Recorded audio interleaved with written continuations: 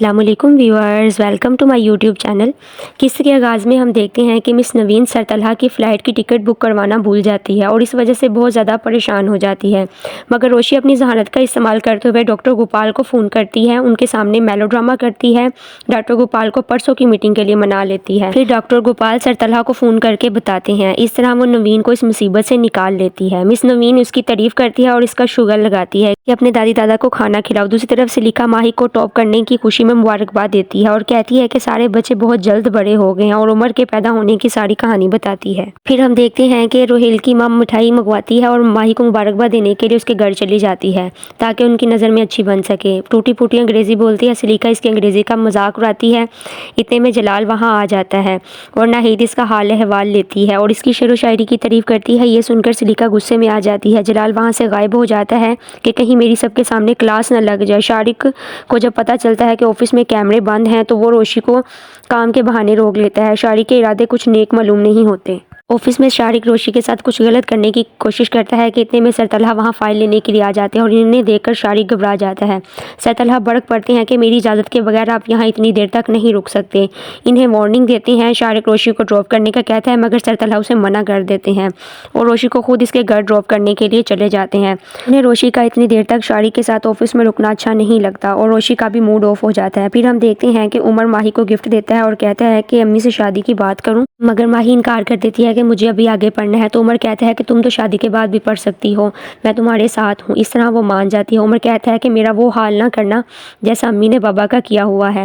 ماہی کہتی ہے کہ گاڑی کے دو پہیوں کی طرح ساتھ ساتھ زندگی گزاریں گے۔ راستے میں سر طلحہ روشی کو سمجھاتا ہے کہ ویسے تو آپ کام نہیں کرتی، جب کرتی ہیں تو پتہ ہی نہیں چلتا، آفس میں اتنی دیر تک بیٹھی رہتی ہیں۔ روشی منہ بنا کر کہتی ہے کہ مجھے اپریشیٹ کرنے کی بجائے ڈانٹ رہے ہیں۔ کہتی ہے کہ کام کروں تب بھی مسئلہ ہے، نہ کروں تب بھی مسئلہ ہے۔ تو سر طلحہ کہتے ہیں کہ مجھے تمہاری ذہانت کا اندازہ ہو رہا ہے اور اسے ڈراپ کر کے چلے جاتے ہیں۔ شارق روشی کو فون کرتا ہے تو روشی بتاتی ہے کہ سر طلحہ ہماری جان کو آ گئے ہیں، پتہ نہیں کس چیز کا بدلہ لے رہے ہیں۔ روشی اپنی معصومیت میں شارق کی چالاکی کو سمجھ نہیں پاتی ہے۔ اگلے دن سر فرحان شارق کو لاسٹ وارننگ دیتے ہیں۔ روشی شارق کو بتاتی ہے کہ مجھے سر فرحان کے آفس میں ڈیٹا انٹری کا کام ملا ہے اور منہ بنا لیتی ہے۔ چھٹی کے وقت سر عابد آ جاتے ہیں۔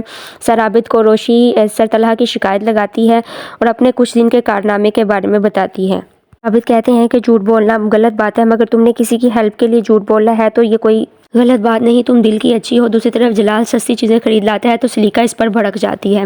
وہ سیل گرل کا ڈٹو حلیہ بتاتا ہے۔ سلیقہ اس کی آنکھوں پر ہاتھ رکھتی ہے اور جب کہتی ہے کہ میں نے کیا پہنا ہوا ہے تو جلال بتا نہیں پاتا، مگر عمر جلال کی حمایت کرتا ہے اور اسے بچا لیتا ہے۔ سلیقہ چڑ جاتی ہے اور غصے میں کہتی ہے کہ میں نے آپ کے لیے سزا سوچ لی ہے۔ دوسری طرف شارق روشی کو برتھ ڈے سیلیبریشن کے لیے ساتھ چلنے کا کہتا ہے، مگر روشی انکار کرتی ہے کیونکہ اس نے گھر والوں سے پرمیشن نہیں لی ہوتی، مگر شارق کے ایموشنلی بلیک میل کرنے پر مان جاتی ہے تاکہ وہ ناراض نہ ہو۔ پھر ہم دیکھتے ہیں کہ شارق روشی کو پارٹی میں لے جاتا ہے، مگر وہاں جا کر روشی کو اچھا نہیں لگتا۔ وہاں شارق کا دوست روشی سے بدتمیزی کرتا ہے۔ روشی غصے سے وہاں سے جانے لگتی ہے مگر شارق اسے روک لیتا ہے۔ روشی رک جاتی ہے مگر شارق اسے ڈرنک میں کچھ ملا کر پلا دیتا ہے۔